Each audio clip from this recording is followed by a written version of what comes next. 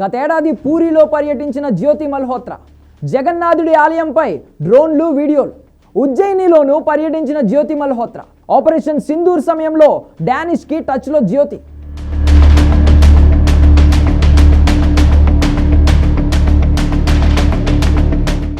YouTuber జ్యోతి మల్హోత్రా కేసులో తవ్వే కొద్దీ కొత్త విషయాలు వెలుగులోకి వస్తున్నాయి. ఆపరేషన్ సింధూర్ సమయంలో డానిష్తో మాట్లాడినట్లు తెలుస్తోంది. గతేడాది ఉజ్జయినిలో పర్యటించినట్లు విచారణలో వెల్లడైంది. అంతేకాదు అక్కడ డ్రోన్లు కూడా ఎగరేసినట్లు జ్యోతి మల్హోత్రా అంగీకరించినట్లు పోలీసులు చెబుతున్నారు.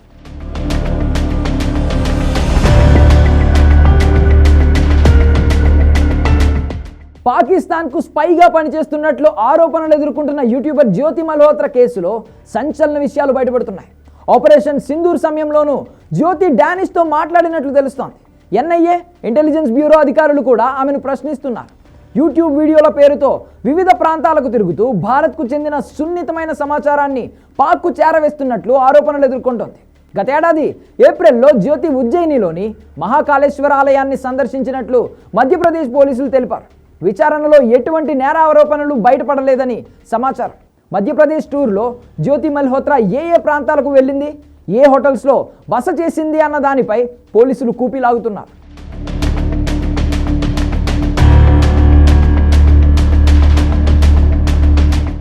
మరోవైపు 2024లో పూరికి చెందిన మరో యూట్యూబర్తో శ్రీక్షేత్రాన్ని సందర్శించింది జ్యోతి మల్హోత్రా.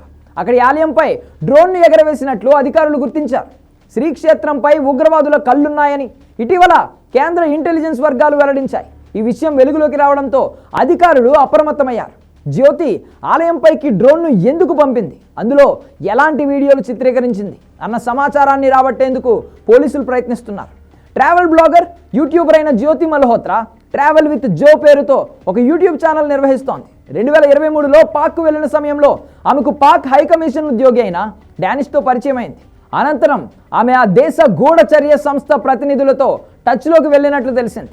పహల్గామ్ ఘటనకు ముందు ఆమె ఆ ప్రదేశాన్ని సందర్శించినట్లు పోలీసులు తెలిపారు.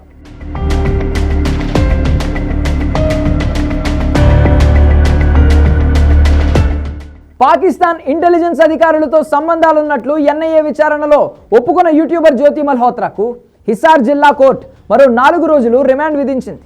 5 రోజుల పాటు జ్యోతిని విచారించిన ఎన్ఐఏ అధికారులు ఆమె నుండి కీలక విషయాలు రాబట్టారు. బుధవారం నాటికి ఆమె పోలీస్ కస్టడీ ముగియడంతో జ్యోతిని హిసార్ కోర్టులో పోలీసులు హాజరుపరిచారు. ఆమె నుండి మరింత సమాచారం తెలియాల్సి ఉన్నందున జ్యోతిని మరికొన్ని రోజులు పోలీస్ కస్టడీకి ఇవ్వాలని న్యాయస్థానాన్ని కోరారు.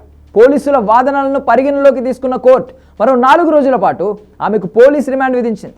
ఆపరేషన్ సింధూర్ సమయంలోనూ పాకిస్తాన్ ఇంటెలిజెన్స్ అధికారులతో టచ్లో ఉన్న జ్యోతి భారత్లో బ్లాక్అవుట్ సమాచారాన్ని సైతం పాక్కు చేరవేసింది.